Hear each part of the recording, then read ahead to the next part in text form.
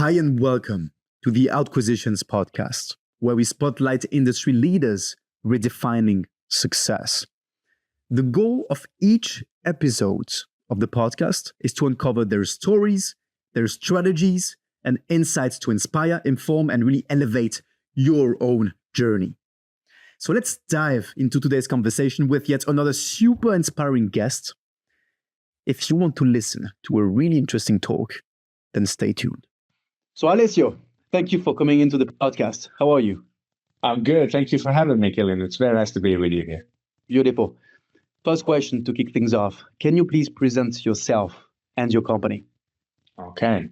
Well, my name is Alessio. I'm originally from Italy, but I consider myself a little bit of a citizen of Europe. I've been living outside of Italy for 14 years now, and I spend most of my time in the Czech Republic, where also my family is nowadays. I am a father, a husband. I'm a passionate aviator, first of all. I also happen to be very passionate about business, and I have the fortune of being able to run my own practice, my own business. It's surrounded by lots of talented people with whom we try to help our clients. The business in question is S&O Capital. It's an advisory firm, an international advisory firm that was born out of a personal need, in fact, of fixing a situation that I noticed myself in the market. I spent most of my career in corporate, primarily in the financial sector, and I have engaged myself with multiple advisory consulting firms, never quite finding the right fit for a number of reasons. I don't need to dwell in those. But I thought to myself, there could be space for something a bit more niche and boutique, but made of people and professionals who have been working in the industry for many years, that have done things before, and now they're willing to put their knowledge, their intellect, and their experience on the line, to help other people in the industry. So that's the spirit behind S&O Capital, and that's the privilege I have to be talking about it today with you. Beautiful. So can you walk us through who do you help mainly, and from a bird's eye view, how you actually help? Yeah, sure. Look, the idea behind S&O Capital is to be obviously very bespoke and relatively niche in terms of value proposition. So inevitably, we target a very specific market. You can't do everything, do it well, right? So we have built expertise mostly around the financial sector, but regulated industries at large. We seem to be able to service very well our clients, any clients who operate in a regulated industry. Many of the things we deal with translate very easily from, say, financial sector to healthcare or to other regulated sectors. What we do, we help them across four areas, in a nutshell: top line, bottom line, cost of risk, and technology. So these are the four areas. And without dwelling too much into the details of that, but the idea is very simple: is on the top line to help, as I said, banks, insurer, companies in the financial sector expand their horizons into new countries, predominantly in Central and Eastern Europe. So launching business in a new country, or tackling a situation of revenue stagnation. That's where we can come in with our expertise and execute on a plan to address on that type of issue. On the bottom line, it's all about efficiency for us. So reduction of cost, OPEX predominantly, to use a bit of a technical term. And we do that by leveraging on process efficiency, automation, skill enhancement. So everything, as you can hear, also very, very material, very concrete. We do not provide just advisory for the sake of it, but we design plans that we are fully comfortable of implementing ourselves. So we do not stop at the level of advisory. When it comes to cost of risk, we know that, risk bears a cost for most companies operating, especially in regulated industries, clients with, local or international regulators or industry-specific regulators. So this bears quite a significant cost for most of the companies. And so we have expert in-house who is able to advise on how to make that cost as least impactful as possible. So to reduce it. And lastly, on technology, it's possible to do any of what we said above without having strong technology background. I myself have spent most of my corporate time dwelling in technology and the adoption of new technologies. And typically, the regulated industries, you find players who are not the early adopters, right? So in most cases, the challenge at hand is how to accelerate a process of transformation or adoption of new technologies. It's not necessarily to surf the very leading edge of technology, but how to make a robust technology strategy, how to implement it successfully for the benefit of the clients. So this is in a nutshell what we do at S&O Capital, the 4 areas we focus on. And I have the privilege of doing that with a very selected team of experts who have decided to join me on this journey. Right. Do you have many competitors? And if so, how do you manage competition in your market? Plenty. This is a market that I think, frankly speaking, one could argue competition is everywhere in every market, in every sector. But specifically when it comes to advisory consulting, obviously there is a lot of competition on the market. So it's very important to have a very specific and very clear value proposition in order to differentiate yourself from other competitors. And I think the key values of S&O Capital and the reason why our value proposition can be unique, not for everybody, but can be unique for the right client, is because of what we can put on the table, which is expertise from people who have spent years, decades in the industry. So senior people who have done it before, have seen it all, and are able now to bring their expertise and their knowledge to the service of our clients, and to do it in a very pragmatic way. So we stop at the analysis, advisory, or study level to produce an overview that can then be actioned upon by the client. No, we want to go the full length. We want to design a solution together with our clients to make sure that it really fits the case, and then go about implementing it and doing so in a very efficient way. So this also means we are very selective in the choice of the clients we work with, because inevitably, due to the nature, the boutique nature and specific bespoke nature of our company, we can't scale, geographically or just in terms of sheer volumes, and bring the level of quality we want to bring to the table to everybody. So we need to be selective and make sure that there is, first of all, a very strong connection between us and our clients on the level of what they're really looking for, what we can offer, and then work together as partners to deliver it. Right. Okay.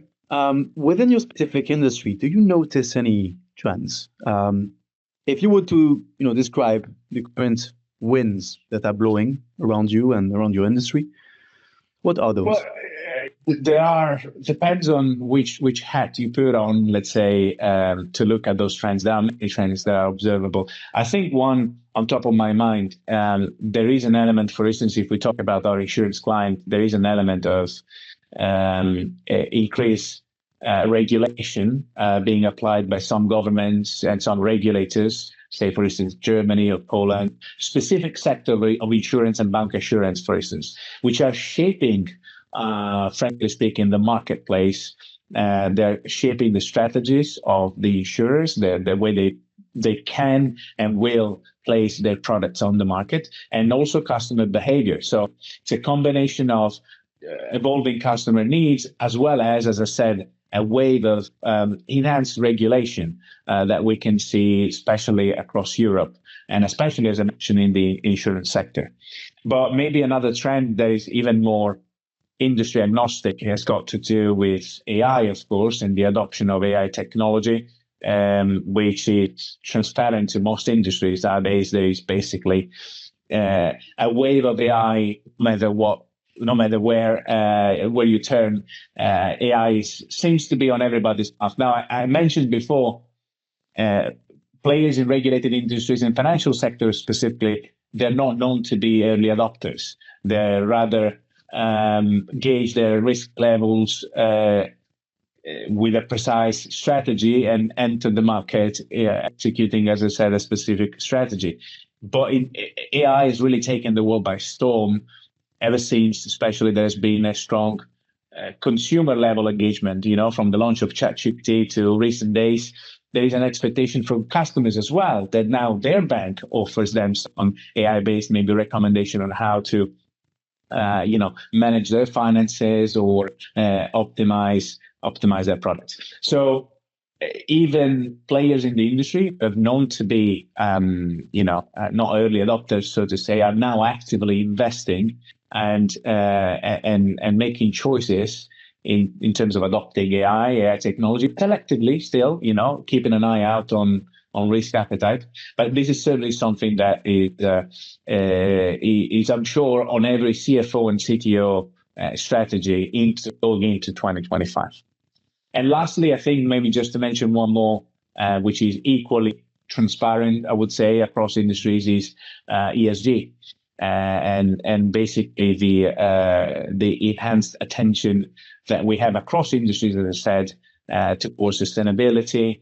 And this is an area that is really engaging everybody from the executive boards all the way to individual teams with objectives and initiatives, and sometimes again also a degree of necessity for guidance, because it's something that is somewhat new for a lot of people, for a lot of players in the industry, not for everybody, of course, but it's certainly an area of sensitivity that is inevitably on everybody's strategy going into 2025 and beyond. Right. Okay. Thank you for the answer. Sure. In terms of AI, if you mind going back to that, would you be able to give us some hypothesis on how leveraging AI can actually help? I mean, you and any other players within your specific industry, like what could be some leveraged use cases that would bring a lot of value to the industry? I think for the short-term future, talking here about maybe 1 to 2 year maximum, that type of horizon, I think the adoption of AI, and again, let's frame this in the context of highly regulated industries. I think it's going to be an inward outward process. And what I mean by that is that there is going to be a degree of experimentation and implementation first within the organizations, trying to leverage AI to optimize collaboration, to optimize process inside a specific company. So say, for instance, the adoption of Copilot or in-house LLMs that are developed specifically to facilitate collaboration between teams or the development of particular products.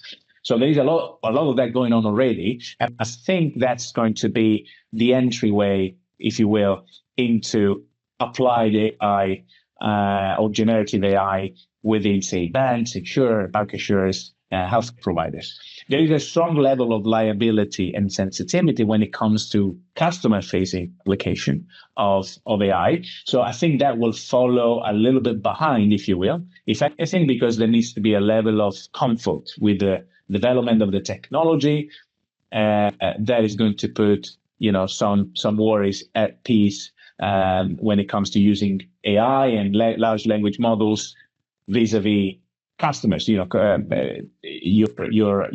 direct customers. So I think that the trend is going to develop a little bit gradually that way. Of course, outside the perimeter of the regulated industry, I can see disruptive peaks and adoptions of, leaps forward that may be done in certain industries or in certain sectors in terms of adoption of AI, which will keep altogether pushing this topic forward, which I truly believe is there to stay. I don't think it's a peak. I think it's a transformative technology leap forward that we have recently achieved that will continue to evolve exponentially in the coming years. Wow. Okay. Amazing. You've also mentioned that you are a pilot. I am well.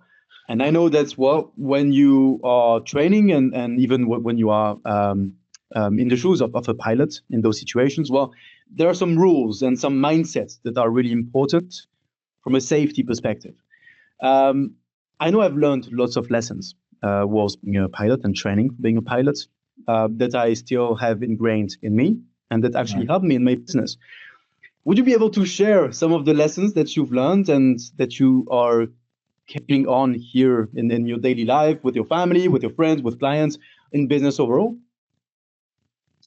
It's an interesting question. It's a tricky one to answer for a simple reason that if you put two pilots together like you and I and start talking about this, I'm sure this podcast will last for hours. So we need to be brief about that. But it is a very good point you raised, because there is many things that translate very easily from one world to the other. Much to many people's surprises, really, when they might not seem that flying a little plane would translate so well in the activities that we do at the office. But it is true, and it is certainly also in my case.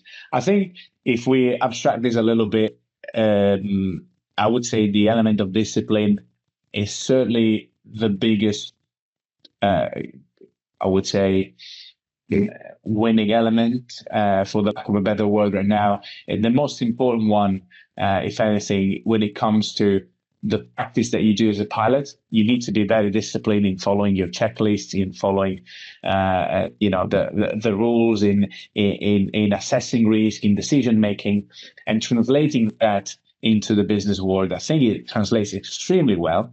It prepares you very well to have a certain approach towards decision making. Good pilots and great pilots are differentiated exactly on the decision making or aeronautical decision making they can do. Similarly, also in business, I think making the right decisions is what differentiates or can create success as opposed to failure. So I think that element of decision making and discipline in general is something that translates extremely well in business. And also a little bit of a cold hand type of approach. A pilot is trained not to panic, and much of the training is there specifically to react to emergency situations or to undesirable situations where a cool head is needed in order to make the right decision. So we're back at square one, right, with the decision making. But having that cold reaction, not being carried away by emotions, and being very logical about a situation, a possible solution, and the execution of it, I think it trains your brain to reason in that way, and it translates fairly well in most situations, also in business, in my very personal opinion. Yeah, I would agree with you. Last question here. Anyone listening to this podcast that's might want to have a conversation with you, but they're not sure if it's relevant or not, would you be able to guide them through maybe some of the symptoms or challenges that they might face that you would be able to solve for them? Sure. I usually joke about the fact that if you are a board member of a large bank or insurer, or even a project manager or someone involved in this industry, so considering whether or not to get some help, there are usually two types of needs. One, a need for consulting at the level of executive strategy. So maybe, you want to partner with one of the big four or big five, depending on whom you include, in order to, validate a particular investment strategy or have a worldwide study in terms of particular trends.